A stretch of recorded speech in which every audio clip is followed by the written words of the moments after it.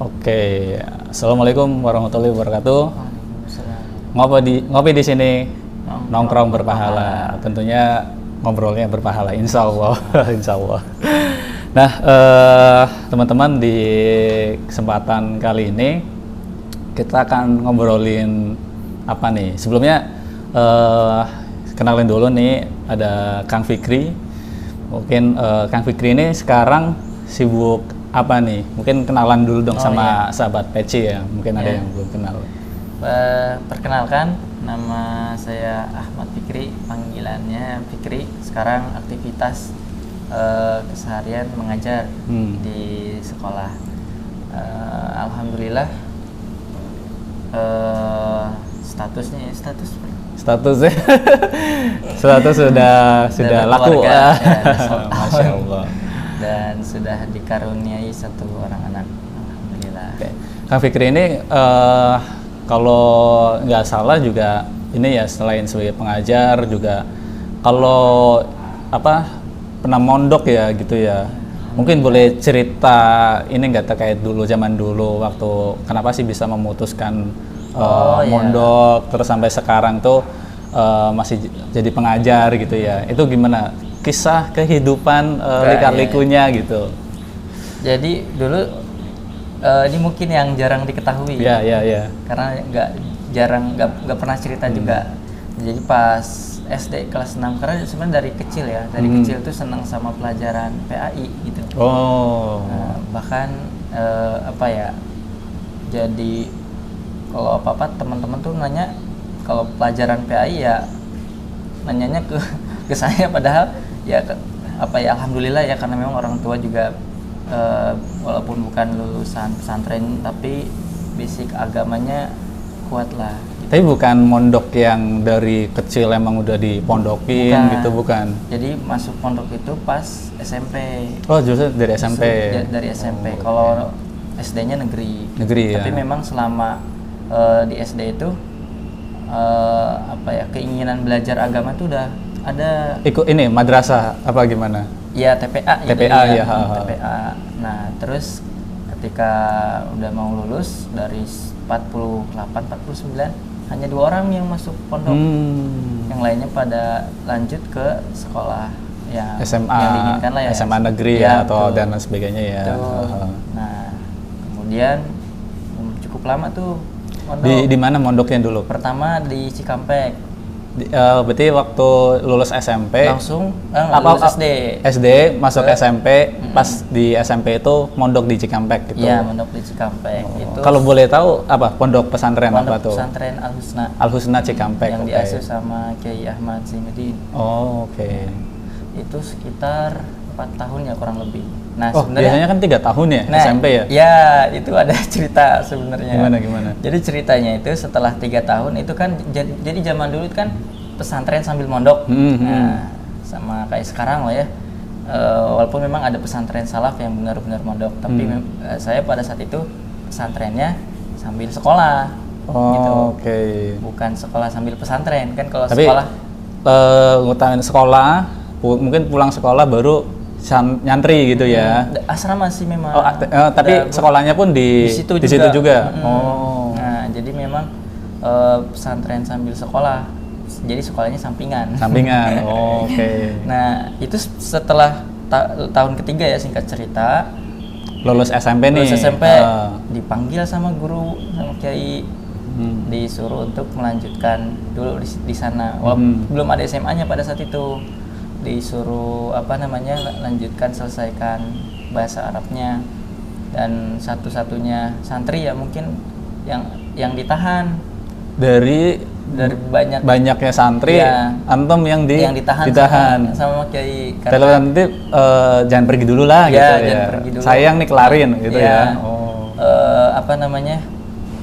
Karena beliau ini guru saya mungkin punya rencana gitu. Dan ya akhirnya ditahan menyelesaikan bahasa Arabnya, walaupun memang ya hanya mungkin ilmu alat nggak sejago seperti orang-orang di luar sana ya, tapi adalah sedikit bubuk-bubuk. Pemicu apa pemantik tuh ya, yang menjadikan Ya, belajar terus betul, gitu betul. ya. Ada motivasi kuat sampai saat ini pun ya karena memang dari dulu senang aja gitu. Terus diantar sama guru itu Sama Pak Kiai. ke pesantren tahfidz lanjut di Sumedang. Oh. Di Sumedang, tepatnya di Jatinangor. Itu tahun berapa ya? Sekitar tahun 2015-2016. Nah setelah itu 2 tahun di sana, balik lagi ke Cikampek, pokoknya bolak-balik. Oh, pokoknya selama Ya. setahun itu 2 tahun dua di tahun ya, Sumedang, balik ke lagi. Cikampek 2 tahun, terus balik lagi untuk menyelesaikan hafalan. Gitu. Jadi pas 2 tahun, pas diantar sama Kiai pertama kali ke Sumedang itu belum selesai Qurannya, terus balik lagi ke pesantren asalnya pas awal mondok itu. Nah di situ tetap belajar lah ya, tetap belajar sambil jadi pembimbing mungkin ya bahasanya. Terus balik ke Sumedang lagi. Kalau di total mungkin 10 tahunan ya mondok ya. Wow, Masya Allah. 10 tahunan. Dari waktu Ya. awal lulus SD, Ya betul. lulus SD kan masuk SMP. Dari umur 12 tahun 12 berarti ya. sampai ya 23, 22 ya. Berarti baru keluar pondok istilahnya nggak fokus di pondok lagi itu 2023 Ya betul. itu. 2023. Terus masuk di sini. Ya betul. Di Nah, Pondok Sekariman ini. sebelum itu Setelah itu ada ke sebelumnya. Bandung dulu, Oh, ke ke Bandung. Bandung, terus ke Purwakarta sama yang ngajar juga. Akhirnya berlabuhlah di sini. Di sini, Masya Allah. Melalang Akhirnya di buana. Cikarang kita ketemu ya. Iya. Cikarang memang pertemuan yang hebat ya. Gitu. Nah, Kang Fikri, kita kan ini ke pembahasan ini kita nih di Rojab ini. Kita semuanya tahu lah ya berbagai peristiwa di Rojab ini banyak hal lah ya, dari yang paling utama Isra Mi'rajnya Nabi gitu, terus adanya peristiwa-peristiwa besar, perang Tabuk, perang Yarmuk gitu kan, dan bahkan pembebasan Al-Quds ya, di masanya Khalifah Umar, bahkan di Salahuddin Al-Ayyubi pun di bulan Rajab juga gitu. Nah dari semua kisah ini sebenarnya apa sih yang bisa kita ambil dari, kalau Al-Quran bilang kan di surat Al-Qasas ada namanya Al-Qasas yang kisah-kisah gitu ya, apa yang bisa kita ambil dari hal tersebut gitu? Ya banyak hal ya yang bisa kita ambil dari peristiwa-peristiwa yang terjadi di antara di bulan Rajab ini. Banyak memang keutamaan-keutamaan juga yang disampaikan tentang keutamaan bulan Rajab. Di antaranya bulan Rajab itu bulan ampunan ya. Nah, bulan kita dianjurkan untuk memperbanyak istighfar. Bahkan ada keterangan ya bahwasanya bulan Rajab itu bulan menanam, bulan Sya'ban bulan menyiram, nanti bulan Ramadan bulan memanen. Oh. Begitu. Jadi di bulan Rajab ini memang menjadi kesempatan kita untuk mulai menanam amalan-amalan yang nanti mungkin kita panen di bulan Ramadan ya, di bulan Ramadan karena perlu latihan kan gitu. Tapi kalau kita melihat lagi keterangan-keterangan dari para ulama, ada salah satu, ini mungkin langsung ke poin yang sangat penting, yang paling penting intinya gitu. Betul, ya. karena ada penjelasan di dalam kitab Kifayatul Akhyar tuh, ada istighfar ternyata malah menambah dosa. Loh, kan istighfar itu kan tujuannya memohon ampun ya, iya, menghapus dosa-dosa dosa kita gitu kan. Nah, ini mungkin jadi wanti-wanti lah buat kita ya. Harusnya di bulan Rajab ini kita memperbanyak istighfar supaya diampuni dosa, tapi malah ada istighfar malah menambah dosa. Itu begini kalimatnya, wal yahdar kullal hadar ayastaghfiru bilisanihi wa qalbi. Hati-hati. Ini di dalam kitab Kifayatul Akhyar syarah dari matan takrib. Nah, itu dijelaskan jangan hati-hati, waspada ya. Hendaknya ayastaghfiro, beristighfar bilisanihi wa qalbihi, dengan lisan dan hatinya, tapi musirun ala baqaihi zulmi, tapi di samping itu dia terus melakukan kezoliman, kemudian waljur, kemudian wa baqaihi ala apa namanya, bi ghairi iqamati hududillah, tidak menerapkan hukum-hukum Allah, wal ghasyil ra'iyah, dan senantiasa menipu rakyat. Nah, ini kata ulama, istighfar yang seperti ini adalah istighfar yang menambah dosa. Begitu. Jadi memang kita dianjurkan untuk beristighfar, gitu, tapi malah menambah dosa gitu ya. Tapi jangan sampai senantiasa melakukan kezoliman gitu. Kemudian tidak menerapkan hukum-hukum Allah yang harusnya itu diterapkan, itu justru di saat yang bersamaan, walaupun dia istighfar dengan hati dan mulutnya, tapi hukum-hukum Allah tidak diterapkan, itu istighfar yang malah menambah dosa. Dan itu dijelaskan sama para ulama, itu sifat orang-orang Yahudi. Jadi senantiasa istighfar, tapi kezoliman juga terus dilakukan. Mungkin kalau bahasa kita STMJ ya, sholat terus maksiat jalan gitu ya. Gitu. Ini sama nggak sih kalau misalkan kayak kita sekarang nih Pak, kan banyak di antara kita tuh anggaplah kayak pejabat-pejabat lah ya, mereka korupsi gitu kan, atau memperoleh rizki itu dengan cara yang haram gitu. Tapi mereka terus membagikan gitu ya, bersedekah gitu, sholat ya jalan, bersedekah, banyak amalan gitu, banyak melakukan charity ya, berbagi hal-hal kegiatan sosial lain sebagainya. Itu apakah yang dimaksud di penjelasan tadi itu yang dimaksud, maksudnya dia tetap melaksanakan ibadah-ibadah, tapi di sisi lain dia memperoleh cara memperoleh rizkinya itu dengan cara yang salah gitu? Ya, bisa jadi karena memang keterangan ini ya diambil dijelaskan oleh para ulama, karena yang tadi disampaikan ini adalah sifat-sifat orang-orang Yahudi gitu. Karena yang namanya seorang mukmin itu kan kalau sudah meyakini Allah, pasti terikat dengan hukum-hukum yang sudah Allah berikan gitu. Ya.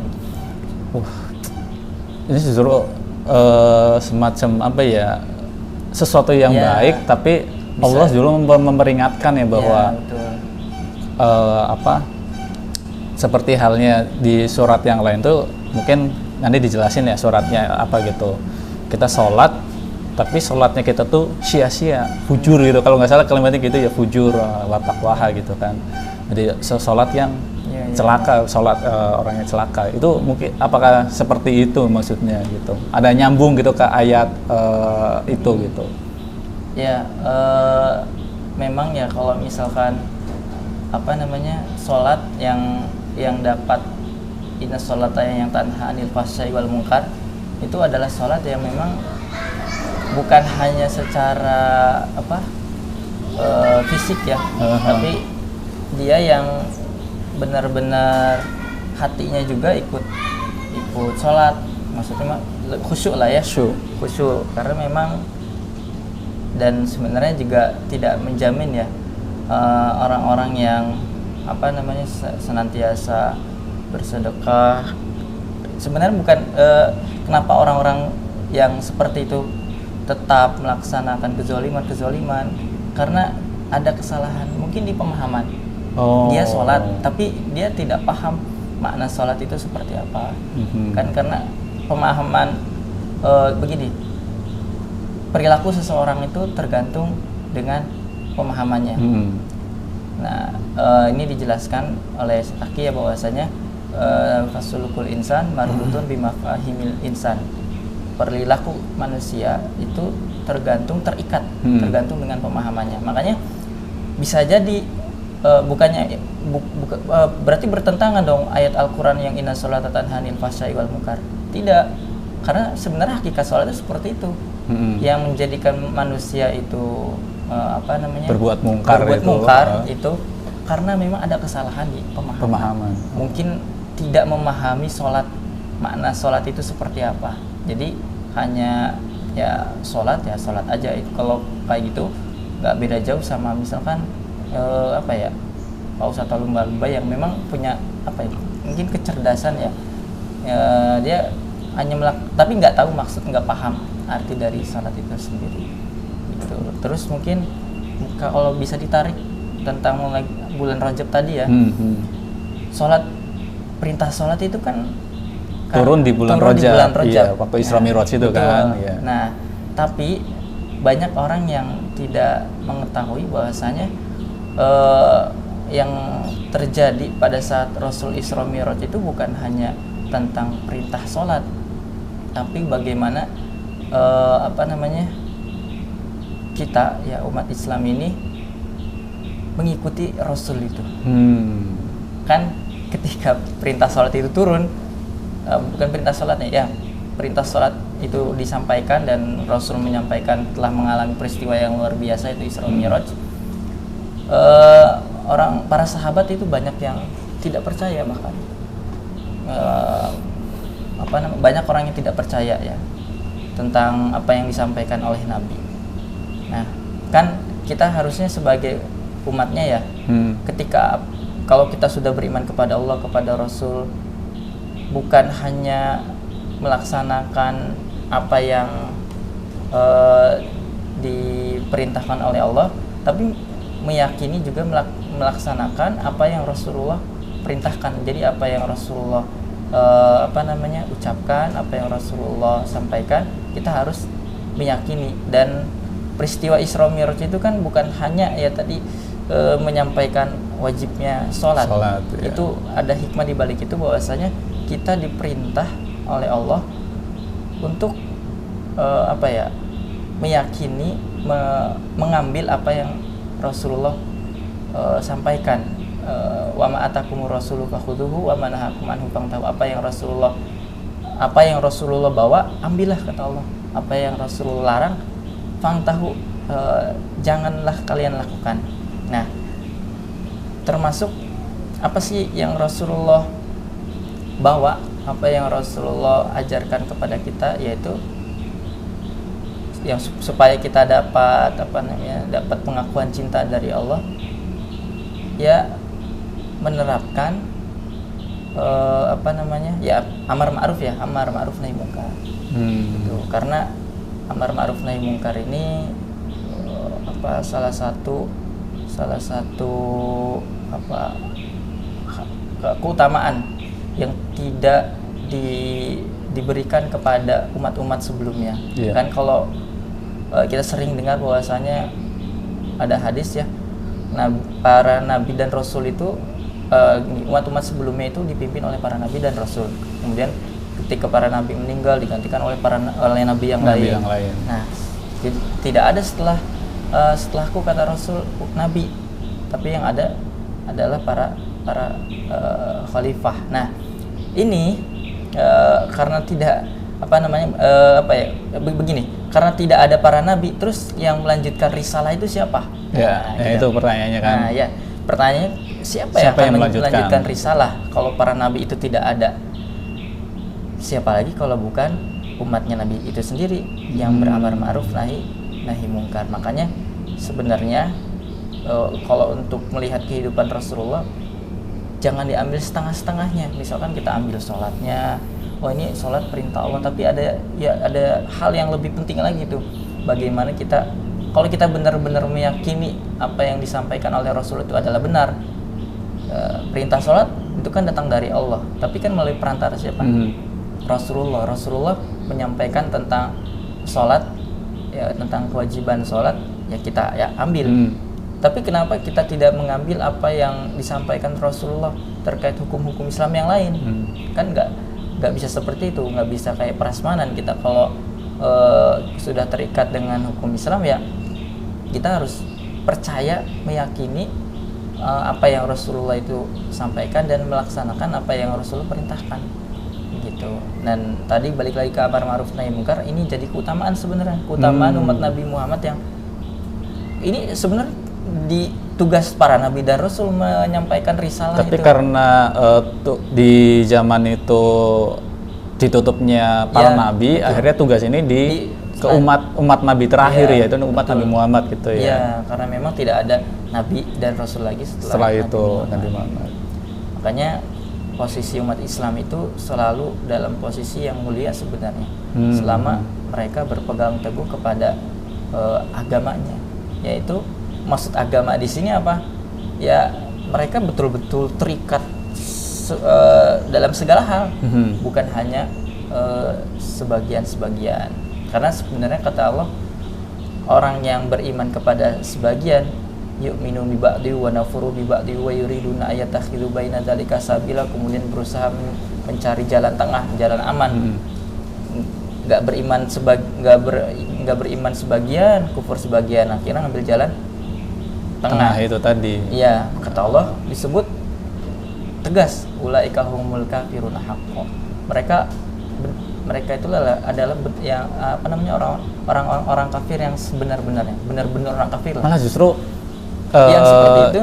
Kalau misalnya nih ada tiga inilah ya, ada orang kafir ya yang full dia kafir, terus ada orang beriman yang full beriman, terus ada yang tengah-tengah, yang STMJ lah gitu tadi bilang ya. Justru yang separuh ini ya maksiat jalan, taat sholat ya jalan, ini malah justru masuk yang paling bahaya. Iya, karena memang apa ya, di surga itu nggak ada tempat tengah-tengah juga. Karena pilihan hanya dua, surga atau neraka. Surga dan neraka aja. Dia nggak ada jalan tengah juga, nggak ada. Kalaupun ada, yang dijelaskan di dalam Quran surat Al-A'raf ya, ada namanya Ashabul A'raf nanti. Ashabul A'raf itu dia yang apa namanya, sama antara kebaikan dan keburukannya, tapi tetap aja ujung-ujungnya ke surga. Jadi cuma sementara doang, transit lah. Jadi tujuan akhir kan cuma surga dan neraka, nggak ada tengah-tengah. Kalau misalkan orang kafir, anggaplah timbangan di surganya di Yaumul Mizan itu sama 50-50 nih. Betul. Nanti itu transit dulu di sana. Di neraka dulu. Di Al-A'raf. Oh, di Al-A'raf itu. Itu apa? Surga apa neraka? Bukan keduanya, tapi transit saja. Tapi pada akhirnya mereka masuk surga. Masuk surga. Karena dengan rahmatnya Allah tentunya. Allah. Karena memang hanya ada dua pilihan, antara surga dan neraka, antara kebatilan sama yang hak, begitu. Nah, orang-orang yang ambil jalan tengah, jalan aman, justru nggak aman. Justru nggak aman. Justru nggak aman. Seperti Abu Thalib. Abu Thalib kan selama hidupnya berpegang apa namanya, membela Rasulullah, jadi apa namanya, pendukung Rasulullah. Tapi setelah wafat, saat sakaratul maut, maaf, Abu Thalib enggan masuk Islam ketika ditalkin oleh Rasulullah itu kesusahan. Kenapa? Karena masih merasa nggak enak dengan Abu Jahal. Dalam hatinya itu pengen tapi ada nggak rasa enak. nggak enak, betul. Nah, ini yang disebut oleh Allah beriman kepada sebagian, mungkin tahu apa yang disampaikan oleh keponakannya itu benar, tapi ada rasa nggak enak. Wah, iya juga nih, ini masih ada keberpihakan dengan kebatilan. Bisa jadi Rasulullah itu keponakan, Abu Jahal juga masih saudara gitu. Betul. Akhirnya apa? Gak bisa diselamatkan. Bahkan Rasulullah kan berdoa supaya apa namanya, ya ada dari kejadian itu turun firman Allah, innaka la tahdi man ahbabta walakinallahu yahdi may yasha. Engkau tidak bisa memberi hidayah kepada orang yang engkau cintai. Jadi sekalipun paman beliau itu adalah orang yang sangat beliau cintai, tapi Rasulullah tidak bisa berkuasa atas hidayah, begitu. Ya, faktanya sudah jelas. Orang-orang yang tadi ngambil jalan tengah, ngambil jalan aman, mungkin ternyata bukan jalan aman itu. Makanya penting ya, memang dalam beragama itu kita harus berpihak Iya, iya. Berpihak kepada apa? Berpihak kepada kebenaran. Karena orang-orang yang berpihak kepada kebenaran pasti mereka lah yang selamat. Contoh jauhnya lagi, fakta sejarahnya lagi, dulu ada Ashabul Kahfi yang melarikan diri karena apa namanya, dan bukan hanya melarikan diri ya, melarikan diri kan pasti ada sebabnya, nggak tiba lari. Sebabnya itu karena Pak Ashabul Kahfi ini para pemuda. Wah, jadi memang para pemuda ya. Yang ini mereka melawan pemimpin zalim pada saat itu. Nah, kemudian mereka dikejar dan mengakibatkan mereka bersembunyi di gua, dan ada satu anjing yang itu menjaga mereka. Nah, anjing ini disebut anjing Ashabul Kahfi. Anjing Ashabul Kahfi oleh para ulama adalah anjing yang tidak dianggap najis dan salah satu-satunya anjing yang nanti masuk surga. Nah, itu anjing ketika berpihak, maaf ya, itu anjing yang membela kebenaran, membela para pemuda yang itu tetap berpegang teguh kepada keimanannya. Apalagi kita begitu, bukannya kita disetarakan dengan maaf ya dengan anjing, tapi ini soal keberpihakan.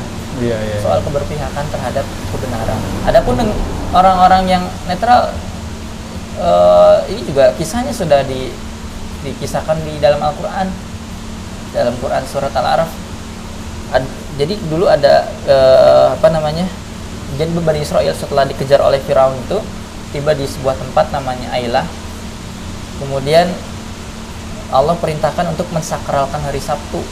Mereka nggak boleh beribadah, mereka nggak boleh bekerja dengan mencari ikan, karena kan biasanya mata pencaharian orang-orang yang berada di pinggir pantai nelayan, iya, cari ikan. Nah, mereka disuruh ibadah, nggak boleh nyari ikan. Istilahnya hari yang diharamkan beraktivitas, betul. Ya. Kecuali untuk beribadah, mensakralkan hari Sabtu. Nah, tapi Allah uji dengan si ikan itu malah datangnya hari Sabtu. Jadi sengaja ikan malah ke pinggir pantai. Banyak itu. Yang biasanya mungkin jauh di tengah ya, gitu. Jadi harus naik kapal jauh gitu kan. Ini nggak perlu tinggal ngejaring, deket lagi ya. Betul. Nggak perlu harus naik kapal dulu. Nah, Allah uji dengan itu. Akhirnya ada 3 golongan tuh. Yang pertama, mereka yang melanggar dan tetap mencari ikan, tidak beribadah. Yang kedua, mereka nggak melanggar tapi diem. Yang ketiga, mereka yang tidak tidak melanggar perintah Allah, dan nah ini dia balik lagi, amar ma'ruf nahi munkar, mencegah. Kemudian akhirnya kata di dalam surat Al-A'raf tuh, kelompok yang kedua bilang, wa qalat ummatum minhum lima ta'iduna qauman illahu muhlikuhum. Kenapa kalian ini bilang kelompok yang kedua ini ke kelompok yang tadi ngingetin. Ya, kelompok yang kedua ini tadi ya, yang dia tidak melanggar tapi diem aja. Ya, ambil jalan tengah tadi berarti. Nah, kenapa kalian mengingatkan kaum yang sudah pasti dibinasakan oleh Allah? Au mu'adzibuhum, atau diazab azaban syadida, dengan azab yang dahsyat, yang besar. Kelompok yang ketiga dengan tenangnya, dengan tegasnya bilang, qalu ma'dziratan, ini kami lakukan sebagai alasan, hujah lah ya.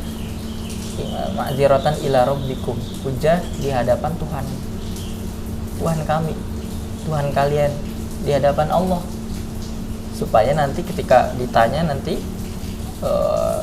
tentang dosa-dosa yang dilakukan oleh kelompok pertama ini, apa yang sudah kamu lakukan? Kami sudah mengingatkan, itu sebagai hujah. Yang selamat yang mana? Yang ketiga ternyata. Kelompok yang diam itu nggak selamat ya? Yang diam, yang tidak mengingatkan, walaupun tidak melanggar perintah, tapi tidak selamat. Akhirnya dikisahkan di dalam Quran itu, kelompok pertama dan kedua ini dirubah jadi kera selama 3 hari, betul kera. Setelah itu meninggal, diazab sama Allah. Jadi bukan hanya kelompok yang pertama yang melanggar saja, tapi kelompok yang kedua yang dia tidak melanggar, tapi kesalahannya ini satu, ngambil jalan aman. Jalan aman ya. Tapi kembali lagi ke terkait yang kita beramal istighfar tadi ya. Orang yang beristighfar tapi malah justru berdosa gitu.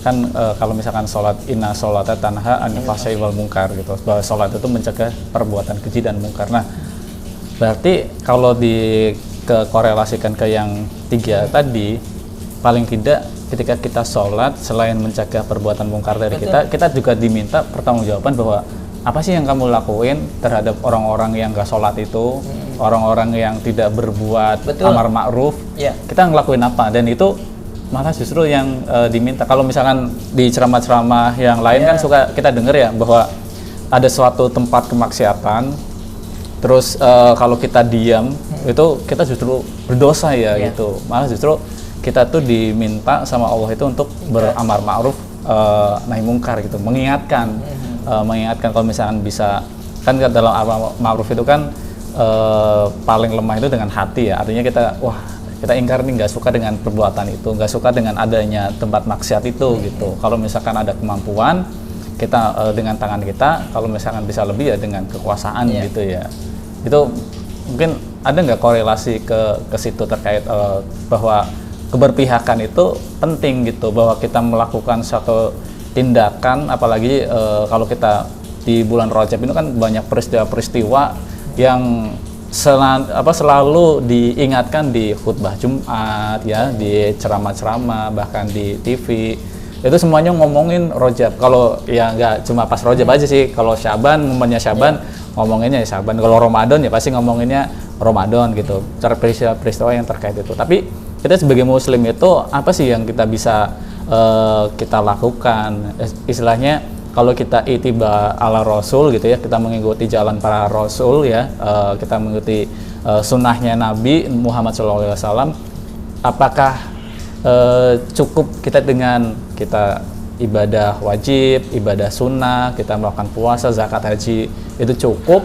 Apakah kita memang seperlunya itu sih gitu? Apa kita harus terjun, kita harus mengingatkan gitu? Apakah sholat kita itu nggak cukup gitu untuk masuk surga gitu? Iya, kalau tadi bahwasannya amar ma'ruf nahi mungkar itu penting, bukan hanya sekedar kita melaksanakan sholat ya, betul, karena Rasulullah itu menyampaikan bahwa standar keimanan seseorang, bahwasannya dia beriman atau tidak, ketika ada kemungkaran dia minimal, kalau misalkan dia tidak mampu gelisah ya betul, ingkar terhadap kezaliman tersebut, kemungkaran tersebut. Karena kalau tidak mungkar berarti sama saja mengakui kezaliman atau kemungkaran itu. Makanya penting begitu yang namanya amar ma'ruf nahi mungkar. Terus apakah cukup kita untuk sholat saja tanpa ikut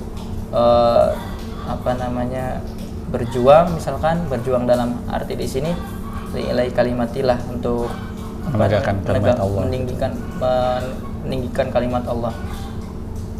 Kalau kita lihat Rasul, kalau misalkan Rasul mencontoh memberikan contoh kepada umatnya hanya dengan sholat, terus ngapain Rasulullah capek-capek melakukan hijrah dari Mekah ke Madinah yang jaraknya itu cukup jauh, meninggalkan kampung halaman segala macam. Ya udah, kalau memang hanya sekedar sholat, sekedar ibadah, ngapain Rasulullah itu amar ma'ruf nahi mungkar, mendakwahkan Islam ke penduduk-penduduk Mekah, bahkan ke sekitar jazirah Arab, ke seluruh jazirah Arab. Bahkan sampai kita ngerasain iman itu ya. Ya, sampai Rasulullah disiksa, nggak perlu dicaci maki gitu itu kan karena ada reaksi kan. Rasulullah kan melakukan itu karena ada reaksi dari orang-orang kafir Quraisy, karena Rasulullah berdakwah begitu. Karena kalaupun memang Rasulullah mengajarkan umatnya untuk udah cukup dengan sholat, sedekah, nggak perlu capek-capek melakukan pengorbanan seperti itu. Nah, itulah yang harusnya ditiru oleh Rasulullah. Jadi melihat sosok Rasulullah bukan hanya Rasulullah ibadahnya bagus sampai kakinya bengkak karena saking lamanya sholat, saking seringnya sholat. Bukan hanya itu saja, tapi dari berbagai aspek kan. Laqad kana lakum fi Rasulillahi uswatun hasanah itu bukan hanya sisi itunya saja, tapi dari berbagai aspek. Nah, itulah yang disebut dengan ittiba mengikuti itu seperti itu. Kan kalau kita mengikuti seseorang ya, orang yang kita idolakan, cara berjalan, cara berpakaian, bukan hanya dari sebagiannya aja kan. Semuanya pasti kita tiru, bajunya mungkin, stylenya cara segala macam, ngomongnya, betul. gitu kan. Kalau memang kita mengaku cinta Rasulullah dan itu bentuknya itu dengan apa? Dengan mengikuti Rasulullah. Tapi bukan satu aspek saja. Karena kan kalau kita pengen selamat, ya contohnya sudah ada Rasulullah yang sudah dipastikan masuk surga aja masih terus berjuang, berdakwah, menghadapi orang-orang kafir Quraisy. Terus kita yang bukan Rasul, apakah cukup dengan sholat saja? Tapi kan muncul pertanyaan, itu kan Rasul. Oh iya, betul. Itu kan Nabi gitu. Sehingga kita orang biasa gitu. Nah, ada kesamaan sebetulnya. Kesamaannya di mana? Bahwasanya Rasulullah itu bashar, manusia. Jadi tidak ada yang tidak. Jadi karena Rasulullah itu manusia, kecuali malaikat. Kita niru malaikat. Malaikat nggak makan, nggak minum, nggak ada maksiat, nggak bisa jelas. Ya. Tapi karena kita ini manusia, kenapa kita diperintahkan oleh Allah untuk meniru Rasul? Karena kita tuh bisa. Karena kalau misalkan kita diperintahkan, Allah tidak mungkin suruh kita niru malaikat kan? Iya, dan tidak mungkin memberi perintah untuk kita tidak bisa melaksanakannya, gitu. Makanya karena Rasulullah ini manusia, ya, manusia juga. Jadi kita bisa loh. Kan ada orang memang yang mengatakan kita tidak bisa seperti Rasul, ya. Rasulullah tuh makhluk sempurna, makhluk yang dimaksum, ya betul.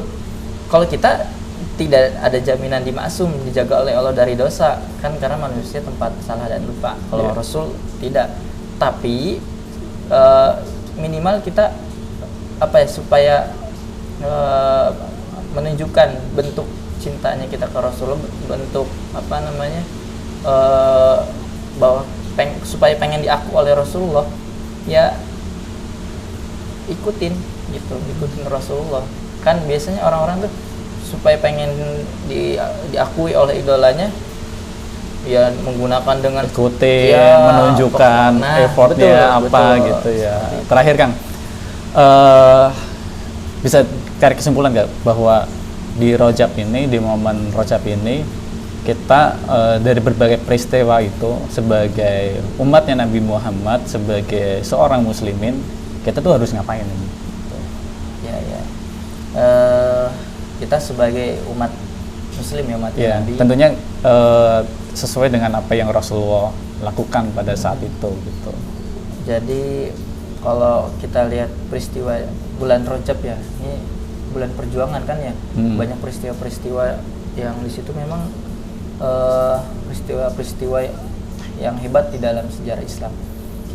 Kita balik lagi tadi, pentingnya kita berpihak kepada kebenaran, karena itulah yang membuat kita selamat. Tapi bukan hanya itu saja, tapi misalnya kita sudah berpihak kepada kebenaran tanpa ikut terjun langsung dalam kancah perjuangan untuk membela kebenaran itu. Karena Rasulullah pun, para sahabat pun tidak hanya sekedar masuk Islam, membela berpihak kepada kebenaran, berpihak kepada Rasul, tapi juga betul-betul berjuang